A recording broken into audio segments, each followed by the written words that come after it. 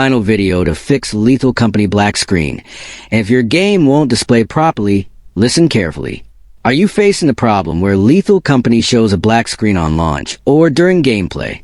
This usually happens because graphics drivers are outdated, game files are corrupted, or display settings conflict with your system.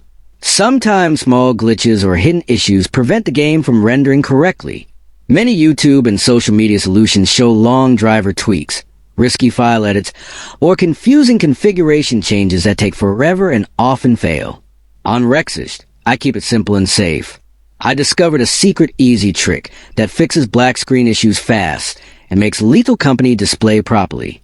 This trick updates GPU drivers, repairs corrupted game files, and adjusts display settings so the game runs smoothly. You do not need advanced skills or extra software. I tested this method multiple times, and it works perfectly every time.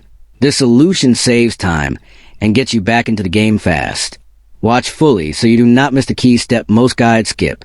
If you want a full step-by-step tutorial explained slowly and clearly, comment below and tell me you want it. Rexist always delivers real fixes that actually work. So stay tuned and fix Lethal Company black screen the smart way.